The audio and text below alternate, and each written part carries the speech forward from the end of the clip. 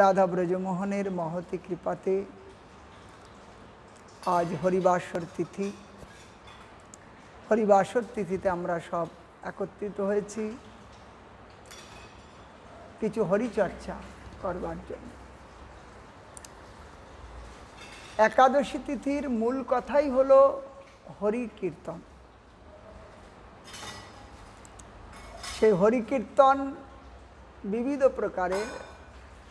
আমরা মৃদঙ্গ করতাল যোগে কীর্তন করতে পারি, কথা শুনতে পারি, কথা বলতে পারি, নাম জপ করতে পারি, ভগবানের বিবিধ সেবা করতে, এই সমস্তকে হরি সংকীর্তনের মধ্যে সংযুক্ত। এসব হচ্ছে হরি সেবার অনুকূল, সবই হচ্ছে সংকীর্তন। অতএব একাদশীর মূল কথা হলো শ্রীহরি বাসরে হরি কীর্তন বিধান। একাদশীর দিনই হচ্ছে আমাদেরকে বিশেষভাবে হরি কীর্তন করতে হবে। অন্য দিনে থেকেও আজকের দিনে বিশেষভাবে হরি কীর্তন করতে হবে। তো আমরা চৈতন্য চরিতামৃত দ্বিতীয় পরিচ্ছেদ আদিলীলায় শিল কৃষ্ণদাস কবিরাজ গোস্বামীপাদ শ্রীচৈতন্য প্রভুম বন্দে বালোপি যদ অনুগ্রহাৎ তরেত নানামতগ্রাহ ব্যাপ্তম সিদ্ধান্ত সাগরম। শিল বৃন্দাবন দাস ঠাকুর এবং কৃষ্ণদাস কবিরাজ গোস্বামী দুজনেই মহাপ্রভুর যে সমস্ত লীলা কথা বর্ণন করেছেন সেইটি আমাদের কাছে সর্বোত্তম মহাপ্রভুর জীবনী রূপে আমরা জানি। তো এখানে শ্রী চৈতন্য প্রভু বন্দে, শ্রী চৈতন্য মহাপ্রভুকে আমরা বন্দনা করি। বালোপি যদ অনুগ্রহাৎ, যাহার অনুগ্রহেতে, যাহার কৃপাতে। বালোপি মানে বালক বুদ্ধি। বালকের যেমন কোনো বোধ নাই, অবোধ শিশু, সেই অবোধ শিশু তিনিও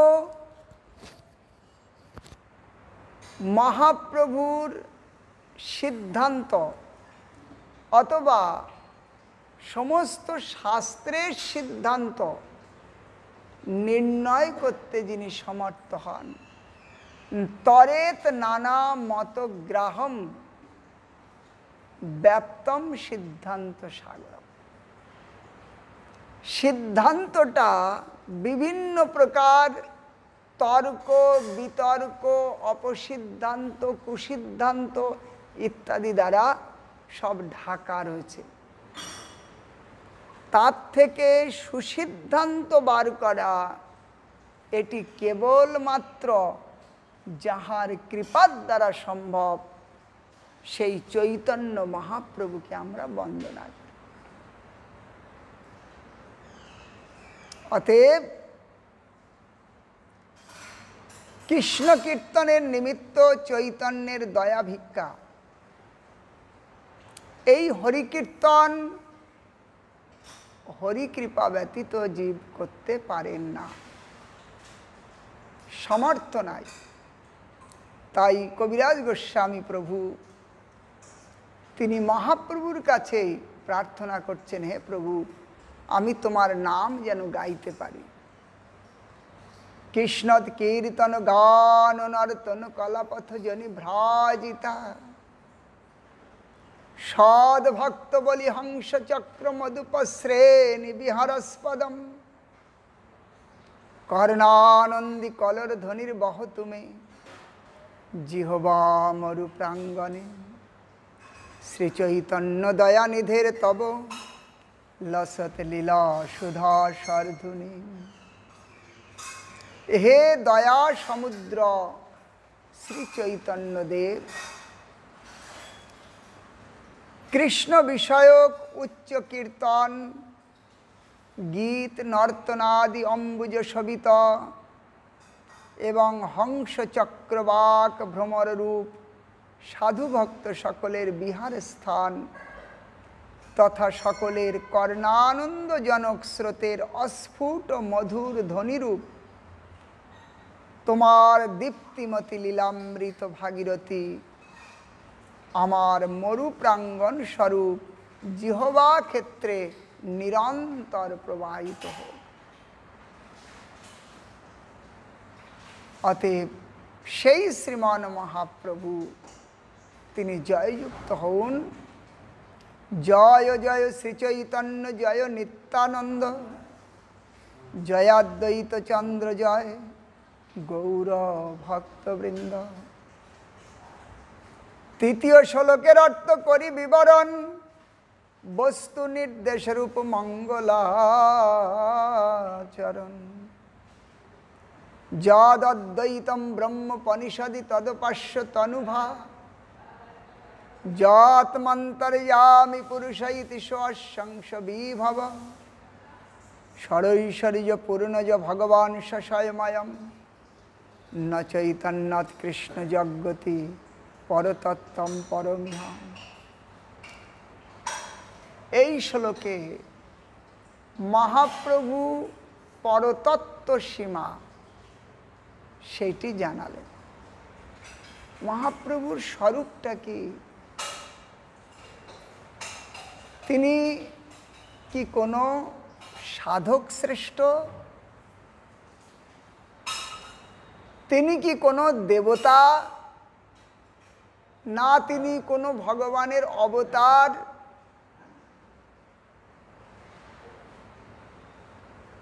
সেই তত্ত্ব এখানে নিরূপণ করছেন। যদ অদ্বৈতম ব্রহ্ম উপনিষদি, উপনিষদ যাহাকে ব্রহ্ম বলে স্বীকার করেছেন তিনি হলেন আমার চৈতন্যদেবের অঙ্গের জ্যোতি। যস্য প্রভা প্রভাবত জগদণ্ড কোটি, কোটিষু বশেষ বসুধাদি বিভূতি ভিন্নম, তদ্ব্রহ্ম নিষ্কলম অনন্তমশেষ ভূতম গোবিন্দমাদি পুরুষম তমহম ভজামি। অঙ্গের জ্যোতি ব্রহ্ম, উপনিষদ যাকে ব্রহ্ম বলেছেন সেটি চৈতন্যদেবের অঙ্গকান্তি।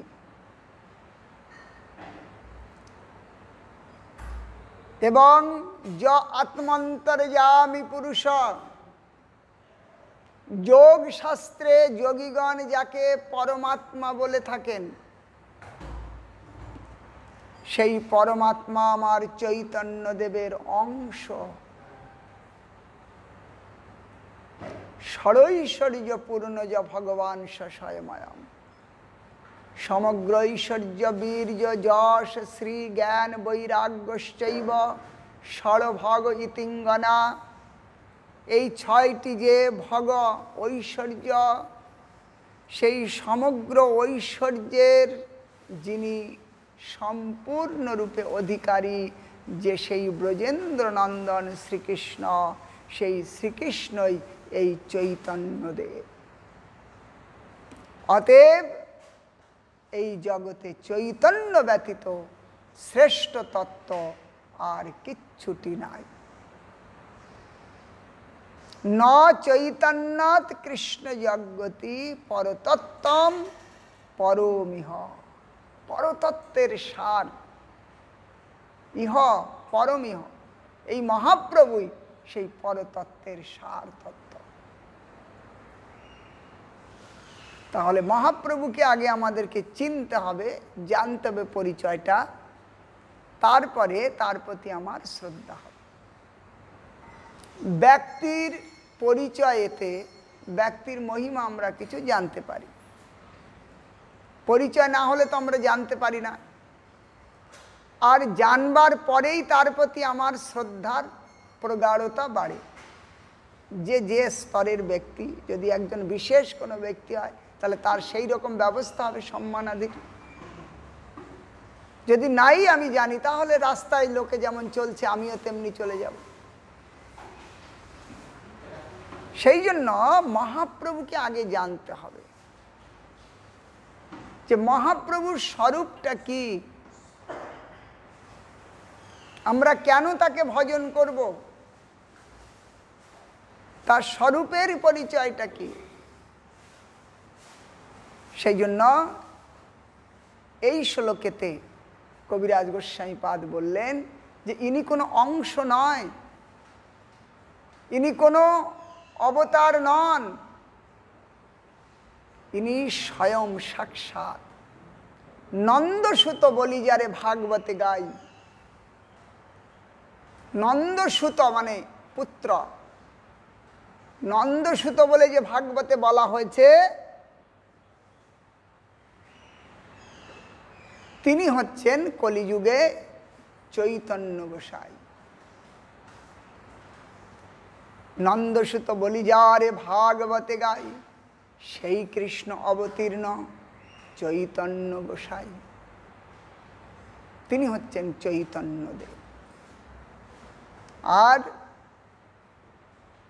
কলিযুগের ধর্ম হয় নাম সংকীর্তন, এ তদর্থে অবতীর্ণ শ্রী সচিনন্দন। কলিযুগের যুগ ধর্ম নাম সংকীর্তন। এই নাম সংকীর্তন প্রচারের জন্য স্বয়ং কৃষ্ণ গৌর রূপেতে প্রকটিত হয়েছে। অতএব সেই ভগবান ব্রহ্ম পরমাত্মা এবং স্বয়ং ভগবান, এ ভগবানের তিনটি প্রতীত মাত্র। শ্রীমদ্ ভাগবতে আমরা দেখতে পাই যে বদন্তি তত্ত্ববিদস্তত্ত্বম যজ জ্ঞানমদ্বয়ম ব্রহ্মেতি পরমাত্মেতি ভগবানিতি শব্দতে। শৌনকাদি ঋষি সমাজের মধ্যে সুত গোস্বামী প্রভু তিনি বর্ণন করছেন সেই পরম তত্ত্ব, যে সেই পরম তত্ত্বকে আমরা তিন রূপেতে দেখি। প্রথমে তাকে ব্রহ্মরূপে দেখা হয়, ব্রহ্মের থেকে আগে গেলে তিনি পরমাত্মা রূপে, এরও আগে গেলে তিনি স্বয়ং ভগবান রূপে। এই তিন অবস্থাতে তিনি এই জগতেতে আছেন। জল যেমন তিন অবস্থাতে আছে, জল বাষ্প রূপে আছে, জল বরফ রূপে আছে, আর জল স্বাভাবিক অবস্থায় আছে। কিন্তু কোনো পিপাসায় ছটফট করছে, এই রকম পিপাসিত ব্যক্তি, তাকে ওই বাষ্পের দ্বারা কি পিপাসা নিবৃত্তি হবে? অথবা বরফখণ্ড খেয়ে কি তার পিপাসা যাবে? তাকে চাই সুশীতল জল। তেমনি ভগবানের এরা সব জলেরই রূপ, বাষ্পও জলের রূপ, বরফও জলেরই রূপ। জল ছাড়া অন্য কিছু থেকে হয় নাই, কিন্তু জল যে কার্য করতে সমর্থ, এরা সেই কাজ করতে সমর্থ নয়। সেই জন্য ভক্তের পিপাসা মিটাতে ব্রহ্ম নয়, পরমাত্মা নয়, স্বয়ং ভগবানের আবশ্যক। তিনি লীলাময়, তিনি লীলাময়। অনন্ত যে লীলা ভগবানের তিনি যে করেছেন, অনুগ্রহায় ভক্তানাম মানুষীম তনুমাশ্রিত ভজতে তাদৃশী ক্রীড়া ইয়া শ্রুতা তৎপরো ভবেত। ভগবান অবতীর্ণ হয়ে মানুষের আকারে এসে নরলীলাকৃতি যে সমস্ত কার্যাবলী প্রকট করলেন, সেটি কীর্তনযোগ্য, সেটি শ্রবণযোগ্য, সেটি বর্ণনযোগ্য। এই শ্রবণ কীর্তনের দ্বারা জীবের পরম কল্যাণ হয়। এইগুলোই আমাদের, এইগুলোই ভজন। ভগবানের কথা শোনাই ভক্তি। ভগবানের কথা বলাই ভক্তি, ভগবানের নাম জপ করাই ভক্তি। মহাপ্রভু বললেন, আমাকে যে ভালোবাসে, আমাকে যে ভালোবাসে তার কি প্রমাণ? প্রমাণ একটাই, যে তিনি কৃষ্ণ নাম জপ করবেন। কৃষ্ণ নাম জপ করলেই মহাপ্রভুকে ভালোবাসা হলো। আমার প্রতি যদি স্নেহ থাকে সবাকার, তবে কৃষ্ণ ব্যতিরিক্ত না গাহিবে আর। আমার বাড়িতে কোনো আত্মীয় এলে আমি সেই আত্মীয়ের কাছে একটু জিজ্ঞাসা করি, কেমন আছেন, ভালো আছেন, ইত্যাদি ইত্যাদি।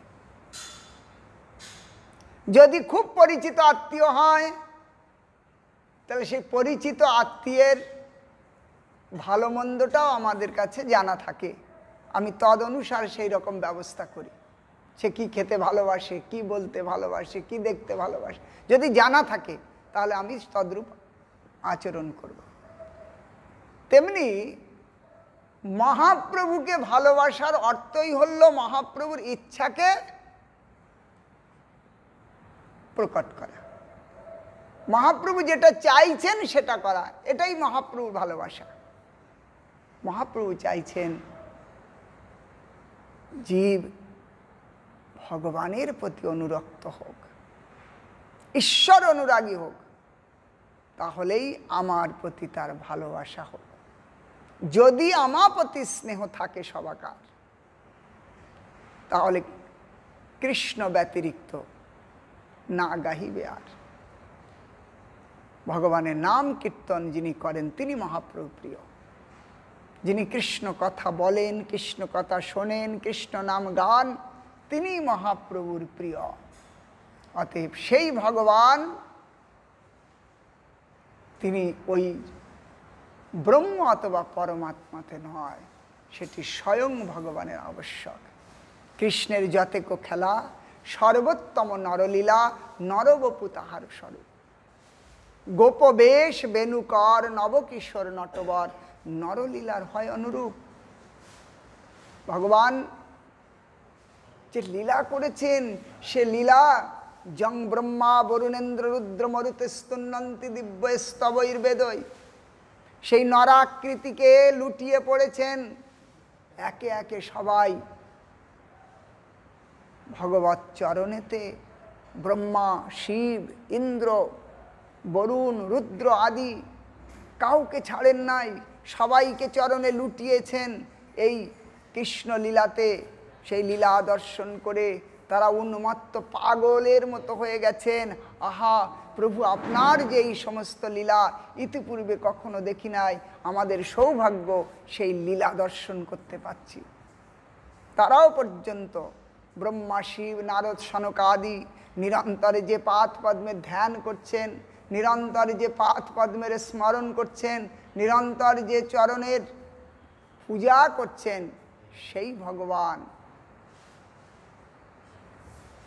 এই চৈতন্যদেব। সেই জন্য স্বয়ং ভগবান কৃষ্ণ বিষ্ণু পরতত্ত্ব, পূর্ণ জ্ঞান, পূর্ণানন্দ, পরম মাহাত্ম্য। নন্দসুত বলি যারে ভাগবতে গাই, সেই কৃষ্ণ অবতীর্ণ চৈতন্য গোসাই। কৃষ্ণ তিনি পূর্ণ জ্ঞান, তিনি পূর্ণানন্দ, খণ্ডানন্দ নয়, অংশ নয়, পরিপূর্ণ তত্ত্ব। আমরা একটা উদাহরণে জানতে পারি। মনে করা যাক আপনার কাছে এক ঘটি জল, সেই জলটা এর উৎসটা কোথায়? জলটা এসছে কোথা থেকে? তাহলে আপনি বলবেন আমি নল থেকে জল নিয়েছি। আপনার কাছে নলটাই উৎস। নলে জল এলো কোত্থেকে? তাহলে তার আগেরটা চিন্তা করতে হবে। আগেরটা চিন্তা করলে আগেরটা যেতে হবে। এমনি করে দেখুন, এই জলটা এলো থেকে, আপনার বাড়িতে গেছি, এই জলটা কোথা থেকে এলো? আপনি বললেন কুয়া থেকে জল এসছে বা নল থেকে জল এসছে ইত্যাদি। কিন্তু যদি মূলে বিচার করি তাহলে ওই জল ওই সমুদ্র থেকে এসছে। এটা কোথাকার জল? আপনি বললেন সমুদ্রের জল। আরে মশাই, সমুদ্রের জল সেটা তো লবণ জল, এটা তো মিষ্টি জল। কিন্তু বিচার করলে দেখা যাবে ওই জল সমুদ্র থেকে এসছে। সূর্যের তাপে সমুদ্রের জল বাষ্প হয়েছে, সেই বাষ্প হয়ে বরফ বেনেছে পাহাড়ে, সেখান থেকে নদী নালা হয়ে ভূখণ্ডে প্রবাহিত হয়েছে। সেই জল এনে কর্পোরেশনের মাধ্যমে ট্যাঙ্কি ভরা হয়েছে, সেখান থেকে নালি করেছে এনে আপনার ঘরে পৌঁছেছে, ওখান থেকে মোটর দিয়ে আপনি ছাদে তুলেছেন, এরপরে নল খুললেন, জল আসছে। তাহলে জল যেটি, এর মূল যদি স্থান আপনি দেখেন তাহলে কিন্তু ওই সেই বিশাল বিরাট আকার সমুদ্র, সেখান থেকে আসছে। তাহলে আপাতত আমি দেখতে পাচ্ছি না সমুদ্র, কিন্তু আসছে সেখান থেকে। তো সেই জন্য এই জগতে যা কিছু হয়তো আমরা দেখতে পাচ্ছি না, কে করছেন, কার দ্বারা হচ্ছে। এই বায়ু প্রবাহিত হচ্ছে, ঋতু পরিবর্তন হচ্ছে, বৃষ্টি হচ্ছে, বিভিন্ন ফল ফুল শস্য শ্যামল আদি আপনা আপনি কখনো হয় না। কেউ করেন, কিন্তু কে করেন সেটা অলক্ষ্য, আমরা জানতে পাচ্ছি না। পুতুল নাচ যেমন আমরা দেখি, কিন্তু পুতুলকে নাচায় তাকে দেখতে পাই না, পুতুল নাচটা দেখতে পাই, কিন্তু যে নাচাচ্ছে তাকে দেখতে পাই না। তো পুতুল তো নাচে না, নাচানো হয়, এটা সবাই জানি, কিন্তু নাচানোওয়ালাটাকে কেউ দেখতে পাই না। ঠিক তেমনি এই জগৎ জড়, জড় বস্তু নাচতে পারে না। লোহা পুড়ায় না কাউকে, লোহার শক্তি নাই পোড়ানো, কিন্তু লোহাটা যখন আগুনের মধ্যে দেয়া যায়, লাল টকটকে হয়ে গেল, তখন ওই লোহাটাকে যদি ছোঁয়া যায় তাহলে পুড়িয়ে ছারখার করবে কি না? তাহলে অগ্নি দ্বারে লৌহ জয়সে জারণ করলো, পুড়িয়ে দিল। লোহা অগ্নিকে আশ্রয় নিয়ে পুড়িয়ে দিল। তেমনি মায়ার ক্ষমতা নাই নিজে নড়তে পারে, এ জড় অচেতন, কিন্তু সেই জড়েতে যখন চেতনের স্পর্শ হয় তখন সে জড় কার্য করতে থাকে। সেই জন্য তিনি পূর্ণ তত্ত্ব, পূর্ণ জ্ঞান, পূর্ণ আনন্দ, তার দ্বারা এই জগতের সব কিছু হচ্ছে। তিনি পরিপূর্ণ তত্ত্ব, অসংখ্য অসংখ্য অবতার তার থেকে বেরিয়ে আসছে, তারা সব নিজ নিজ কার্য করছে, কিন্তু মূলে তিনি পরিপূর্ণ। পূর্ণ পূর্ণ মদ পূর্ণাৎ পূর্ণ মুদচ্যতে, पूर्ण वस्तु। एक उदाहरण दिया, जैसे एक प्रदीप है, उसमें से लाख प्रदीप को प्रज्वलित करो, लेकिन मूल जो है उसका ज्योति क्या घटेगा? अथवा एक पारसमणि जो सोने का प्रकट करता है, तो मणि से लोहा सोना बन जाता है, लेकिन मणि स्वयं अविकृत रहता है, उसका कोई विकार नहीं होता। ऐसे भगवान से अनंत अवतार निकलता है, लेकिन वो मूल अविकृत रहता है, पूर्ण रहता है, अपूर्ण नहीं होता, परिपूर्ण तत्व। इसलिए पूर्ण ज्ञान, पूर्णानंद, परम महत्व, स्वयं भगवान कृष्ण विष्णु पर तत्व। ये भगवान विष्णु पर तत्व मतलब विष्णु का जो परम तत्व है, शेष तत्व है, वो है ये स्वयं भगवान कृष्ण। और वही कृष्ण नंद सुत बोली जा रे भागवते गाय, वो चैतन्य देव। तो कलियुग में चैतन्य महाप्रभु ही कलियुग धर्म का प्रकट किया, युग धर्म का निर्णायक। संकीर्तनैक पितरौ कमलायताक्षौ विश्वम्भरौ द्विजवरौ युग धर्म पालौ वंदे जगत प्रिय करो करुणावतारो। ये संकीर्तन के पिता है, जनक है, जिन्होंने संकीर्तन को जन्म दिया, संकीर्तन को प्रकट किया। और इसी संकीर्तन के बिना कलियुग में कोई धर्म नहीं है। इसलिए चैतन्य देव इस कलियुग में एकमात्र उपासना का पात्र है। महाप्रभु का भजन हम क्यों करें? क्योंकि महाप्रभु कलियुग का परिपूर्ण स्वरूप में आए हैं। ये अकेला भी नहीं, श्री कृष्ण चैतन्य राधा कृष्ण न है अन्य। ये चैतन्य महाप्रभु राधा और कृष्ण दोनों मिलकर एकत्रित होके इसे चैतन्य महाप्रभु के रूप में आए।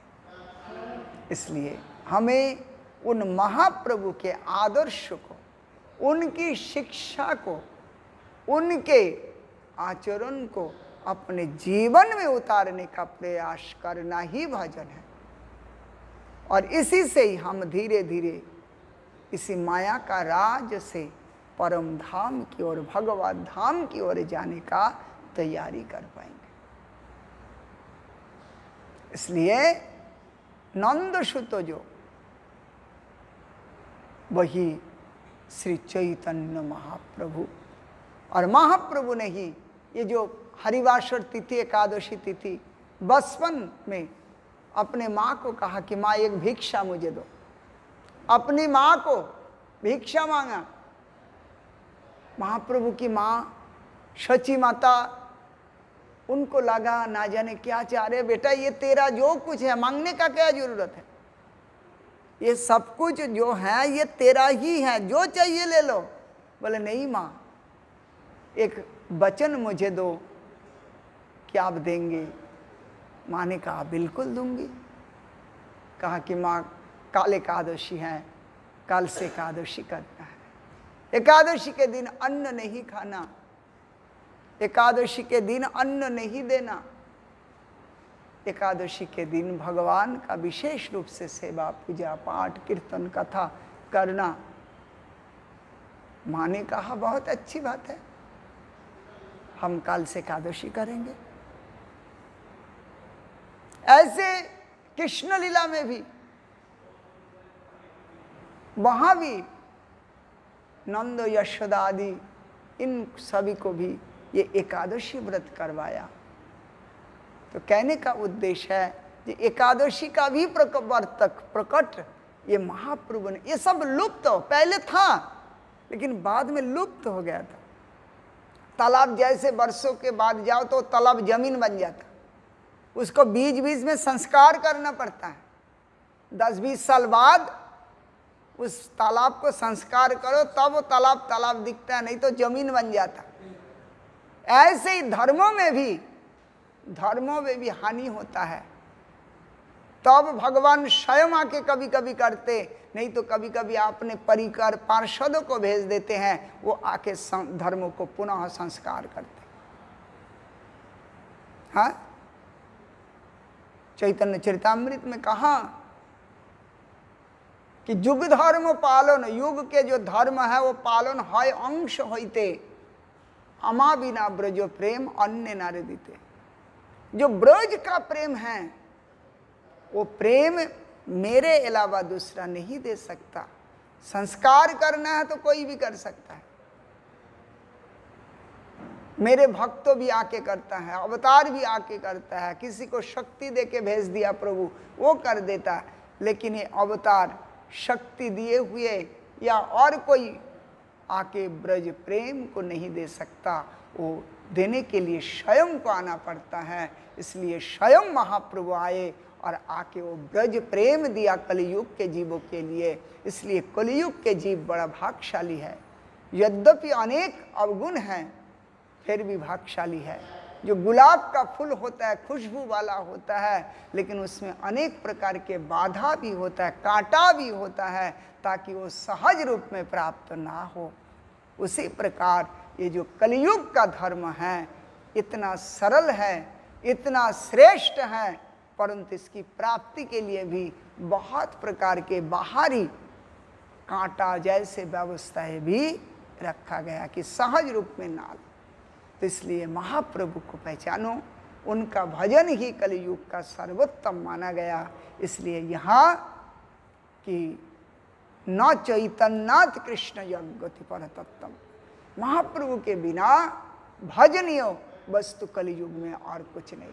तो क्या राधा कृष्ण छोड़ के बोले महाप्रभु का भजन करो, तब आप राधा कृष्ण का भजन का तत्व को समझ पाओगे कि तत्व क्या है। हाँ, इसलिए श्रीमान महाप्रभु का कीर्तन एकादशी का सार कहता है। महाप्रभु ने यही किया, रात भर श्रीवास ठाकुर के घर में ये संकीर्तन रास महोत्सव प्रकट किया। रात भर अपने पार्षद के साथ महाप्रभु संकीर्तन करते थे एकादशी के दिन।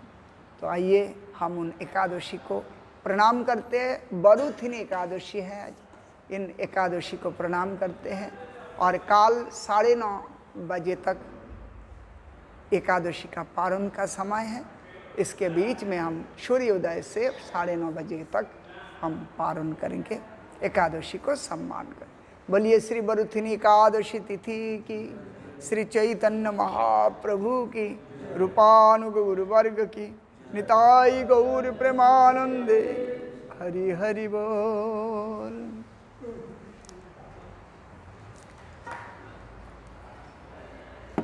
गौरा गौरा गौरा हरि, गौरा गौरा गौरा गौरा गौरा हरि, गौरा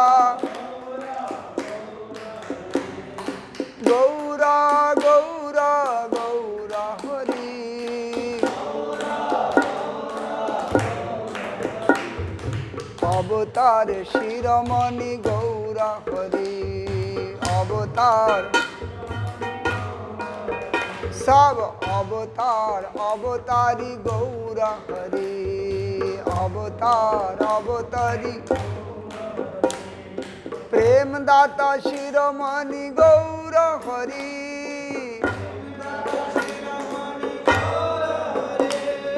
प्रेम दाता शिरोमणि गौरा हरि,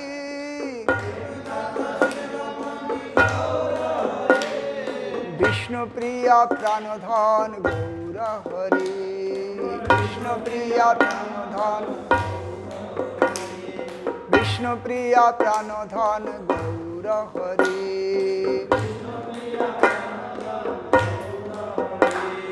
सची मातार जीवन धन गौरा हरि, सची मातार, सची मातार जीवन धन गौरा हरि,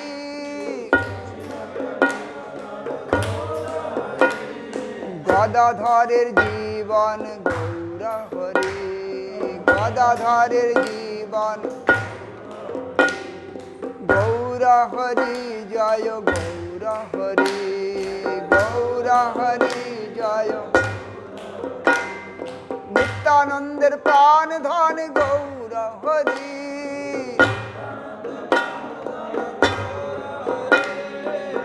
নিত্যানন্দের প্রাণ ধন গৌর হরি,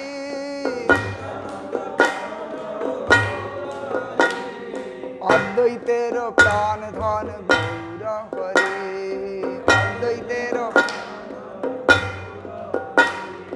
অদ্বৈতের প্রাণ ধন গৌর হরি।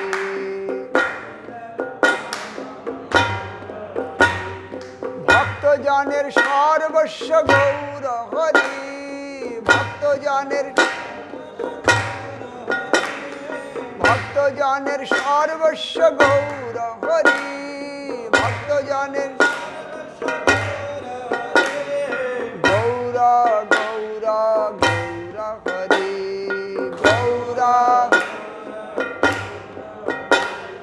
প্রেম দাতা শিরোমণি গৌর হরি,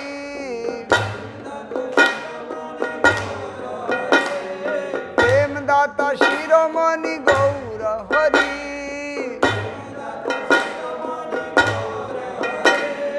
প্রেম দাতা শিরোমণি গৌর হরি, প্রেম দাতা গৌরা গৌরা গৌরা হরি, গৌরা।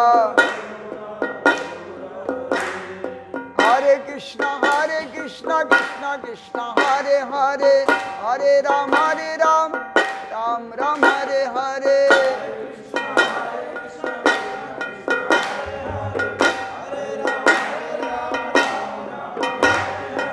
হরে কৃষ্ণ কৃষ্ণ কৃষ্ণ হরে হরে, হরে রাম রাম রাম হরে হরে।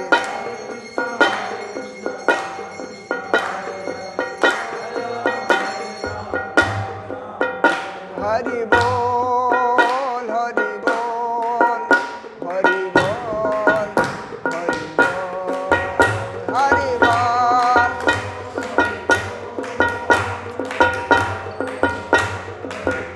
নিতাই গৌর হরি বল, হরি বল হরি বল, হরি বল।